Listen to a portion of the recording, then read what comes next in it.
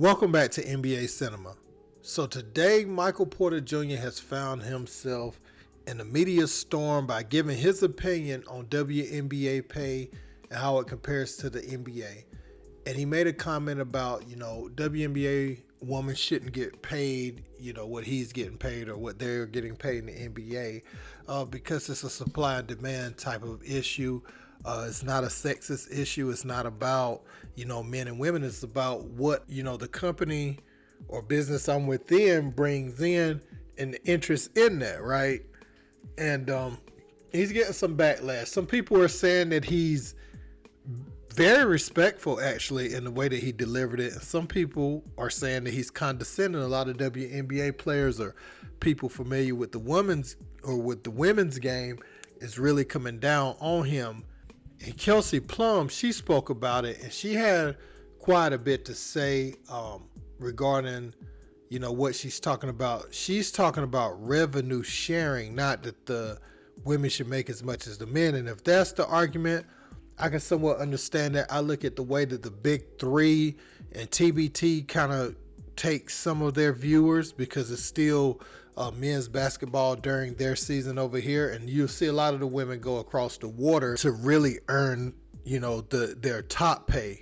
They'll go play, while the WNBA season isn't going on, and you're seeing a lot of them getting in the booth, like Candace Parker, Chiney Ogwumike. A lot of those women are moving into commentary, to be able to make some of that money that they're missing out on. But we're going to take a listen to exactly what Michael Porter Jr. said, and we're going to listen to Kelsey Plum. Let's check it out. And they're very talented, but so is a famous ping pong player. They're just as talented as the best ping pong player is just as talented as the best basketball player. That doesn't mean they're going to get paid the same because they play ping pong. It's what the people want to watch. You know what I mean? So as much as I understand females wanting the same treatment as men basketball players, it's a different sport. People, they're not packing out the arenas. Obviously, their TV deals aren't the same. So as much as I advocate for women and kind of the equality of the respect of their craft and all those things, I mean, you can't pay them the same thing, but I do feel like there should be a little way to make a little bit more money for them because they are very talented. But it's not as exciting. It's not as exciting. It's not as exciting basketball. Yeah, you're not. They got to lower the rims. I would watch a girl coming down the lane on another. I would watch that. Okay, so you heard some of the things Michael Porter Jr. had to say. Now let's take a listen at Kelsey Plum and the way she views this issue. And I have so much to say and to analyze. Let's check it out. We are not asking to get paid what the men get paid. We're asking to get paid the same percentage of revenue shared. Okay. Do you know what I'm saying? Got it. So that's a huge misconception. That's a huge misconception. Got it. Okay, Sure. Yeah, because every video is like, this person gets paid this person gets paid that, right? So I want to be really clear about that. Like, I don't think I should get paid the same as LeBron. Right. But the percentage of revenue, like, for example, they sell my jersey in Mandalay Bay, I don't get a dime. You don't get any money from jersey sales? That's crazy. In the NBA, they have percentages of revenue shared for the players, right? So jersey sales, obviously their TV contracts. You see these every year, these contracts get bigger and bigger and bigger, right? Yeah. Massive. But that's because their CBA, it negotiates where if the owners are making certain types of money, they get that as well. Got it. In the WNBA, that's not the case. So you see what Kelsey Plum said, and she said it's a misconception out there based on what the females is asking for, saying, they don't get anything or any profit off of jersey sales. Now, I remember, I believe Kwame Brown or somebody like that said, his Washington Wizards jersey, somebody was saying on the live stream they're going to go back and buy it or something like that.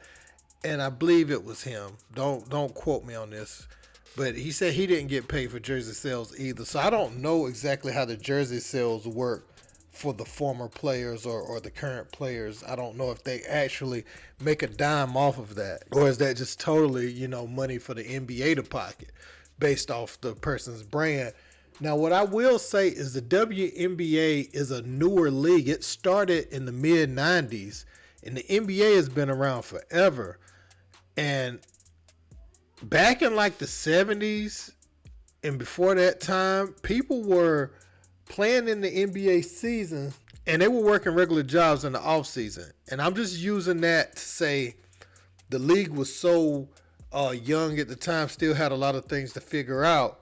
eventually, if we're going to be honest, what saved the NBA or what pushed it to that next level is Larry Bird and Magic Johnson already having that college rivalry, you know, playing in the championship game.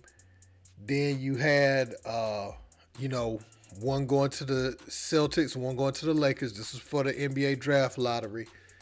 And your game sees a surge, you know what I'm saying? Just having those two on the two main franchises saved the NBA completely, you know. And then you had a Michael Jordan who was able to come in after that. And now the NBA hasn't looked back since then. You know, it's the biggest thing in the world. Now you have, you know, you had LeBron James coming shortly after, you know, Jordan's career. And, you know, and Jordan actually played for the Wizards a little bit, but I'm talking about a little bit after Jordan's Chicago Bulls career. What, 5 years later, 6 years later, something like that. LeBron came out in 2003. So, you know, you have those players, and I feel like with the women's game, honestly, what's going to help them, someone like Caitlin Clark, someone like Juju Watkins. You know, Angel Reese is doing really good with her marketing and stuff in college right now, but I'm looking at players as far as Caitlin Clark and Juju. One of the issues they have is that their college teams are bigger than their pro teams. So, for instance, you know, UConn, South Carolina, where Don Staley has it,